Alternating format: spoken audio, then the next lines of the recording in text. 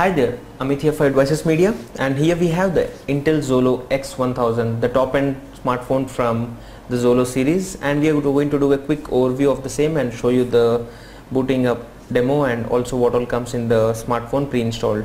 So before we get started, let me just give you a quick overview of the phone itself. So as you can see, the phone comes with no physical buttons, with the 1.3 megapixel camera on the top, and on the left you have the volume rockers.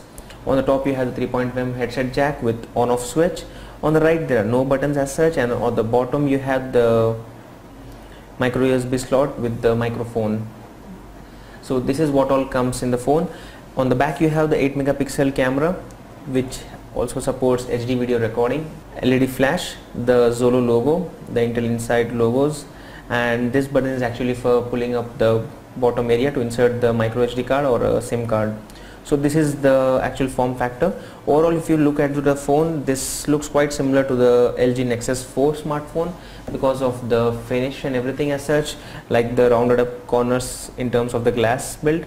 But for your information, this is a normal glass based screen and not any branded glass like Gorilla Glass, but that's still fine generally if it doesn't break easily. And apart from that, talking about the form factor, if you see, the Xolo wins actually because it's quite slimmer when you compare it with the LG Nexus 4, which is the top selling smartphone from LG, considering that it's a Nexus device. And when you compare the same with any other smartphone, like I have the Xiaomi Dream D1 here, I have the Nokia Lumia 820 and few other smartphones. I have just compared with the Sony Xperia Z and all other smartphones. The Intel Xolo X1000 is quite sleek and is one of the best device in terms of the form factor because it's quite light, comes with 4.7 inches HD display. Now we can only know more by actually trying out the phone and checking out the viewing angles and other features. So let me just boot this up for the first time.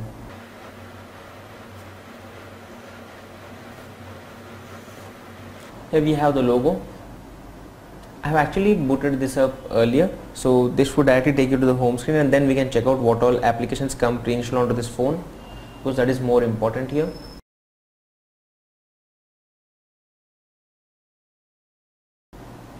So here we are onto the home screen, and as you can see, the home screen offers you to directly unlock the phone or directly go to the camera interface. So you get these shortcuts available here. Let me just go to the home screen first. So you get different home screens here with widget support and few shortcuts already available here. And when you go to the applications area, these are the applications which come pre-installed. So you can find 3 pages of applications which are available. Most of them are again the Google based apps, and there are a few special applications which I find here, like the FM radio which comes pre-installed. There's cell broadcast, and there is this movie studio which is generally not available on all the Android smartphones, which is again a very important and useful application. There is PIM backup, profile manager, rainbow contacts, Xolo Care. So these are a few applications which come pre-installed out of the box, and for your information, this is a retail package, so this is what you actually get when you buy this phone. Apart from that, this is an application which can directly allow you to connect with the Xolo customer care. You can send a message to the same, or you can send an email to the Xolo customer care. So that's one amazing feature. That's a very important application which is available in this smartphone. Apart from that, as I had earlier mentioned, this phone comes with 8 megapixel camera with an HD video recording display. So I would be doing a outdoor video test and also show you the actual recording out of the same. So apart from that, these are the applications as I mentioned earlier. Let me just connect to the Wi-Fi and then show you the browsing demo of the same. So as you can see, we get a notification bar here on which you can directly tap and enable or disable or increase or decrease the brightness onto the same. You can set up the GPS on or off, the Bluetooth and the Wi-Fi, and this is a sync option. So let me just enable Wi-Fi for now. Meanwhile, let me just first take you to the settings and show you the current OS version. So as you can see, it's Android 4.0.4. that's ice cream sandwich, and it's not Jelly Bean out of the box, which is one negative aspect, but we just hope that the company would actually offer this through a software update, and we would be just doing the check for the same. So let me just connect to the Wi-Fi and then show you the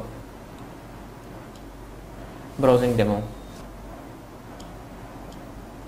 So we are connected to the Wi-Fi right now. Let me just go to the settings again and check out if there is any new update for the firmware available for this phone or not.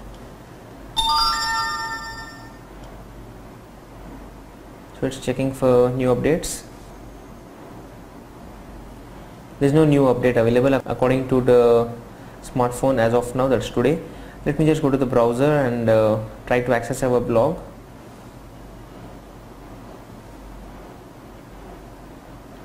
And check out how the loading is. So let's go to our blog, that is Android Advices.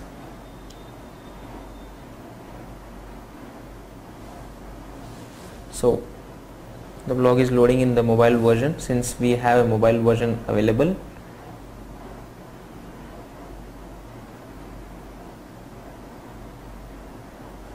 The phone comes with 2 GHz of processor.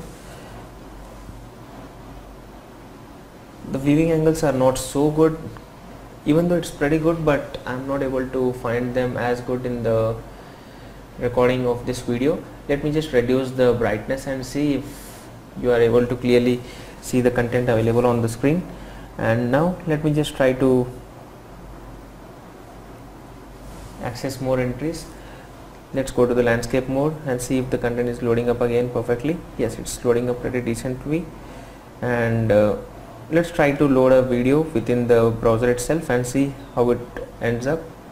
So here we have an embedded video in an article, and which we are just going to play and show it to you.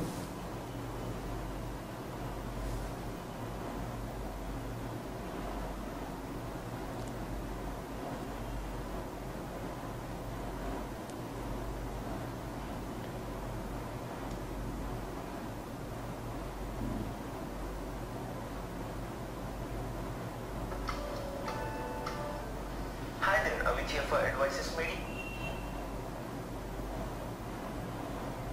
And what we have.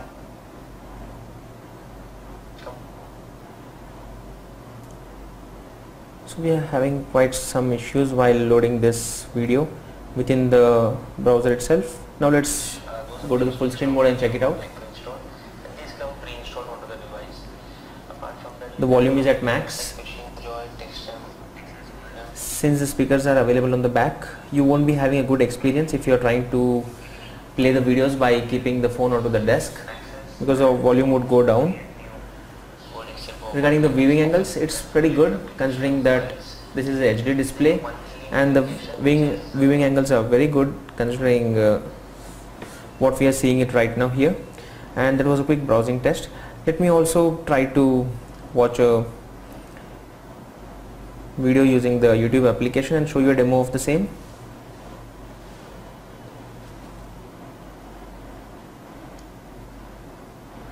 So let's go to some random video being available on YouTube.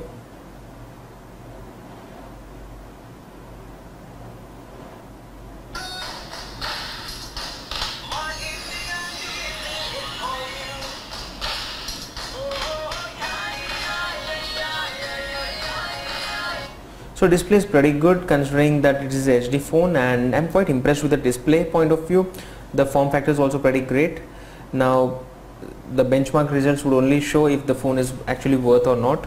Apart from that, it's quite truly amazing. It's a very good device, and it's quite impressive. Talking about the camera, let me just go to the camera application. Now let me just try to capture a picture and see how the actual output is. So here we are onto the settings. The picture size is set at 8 megapixel. You get a burst FPS mode, that is 15 frames per second mode. You also have a burst length wherein you can just select up to 10. Scene modes, which are generally not required, exposure, and few other settings. So let me just try to capture a picture and check out the preview of the same.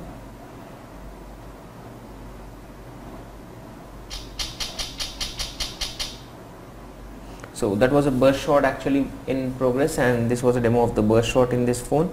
And let me just check out the actual output from this. So these are different photos which were captured, and we are into the gallery right now. So this is the actual preview. So as you can see, the output is pretty good considering that this is a 8 megapixel camera. I'm quite impressed with the capture, because this is what we actually captured and this is what we have received from this capture, and that too in the burst mode. So these are different photos which are captured. So that's an impressive camera considering for the photos. For the video, obviously you can check out our camera video recording demo at 1080p, and then you can decide. Regarding the internal storage space on this smartphone, let us go to the settings and check out how much is the storage space available on this device. So out of the box, the device comes with almost like 5.3 to 5.4 GB of internal storage, while the actual count by the company is around 8 GB of internal storage. So you can obviously add a micro SD card here at the bottom of this phone and increase the storage of this device. So in short, the device comes with pretty sufficient storage space, which would be enough for running at least 2 to 3 high-end games. Also talking about the heating issues on this phone, the phone has been used from the past few minutes by me by running few games and also doing the benchmark test and few other applications, but still as of now I don't feel the device is quite hot as compared to the Snapdragon S4 processor based devices. And let me just show you a demo of the same. So here, as you can see, the current temperature of the room is around 29 degrees, and if I push the same onto this smartphone, it goes to a max of around 39 to 40 degrees, so which is pretty decent when compared to what we got on the Sony Xperia Z or the LG Optimus G or the Nexus 4, which reached up to 48 degrees. So compared to that, this is quite cooler, and yes, that could be probably because of the Intel chipset, or also because of the back panel here, which is not a glass based sealed back panel. So that's about the heating of this smartphone. So this was a quick hands-on on the Intel Xolo X1000. Stay tuned on our channel to check out the other benchmark test and also other videos, and we'll keep you updated with the same. Thank you.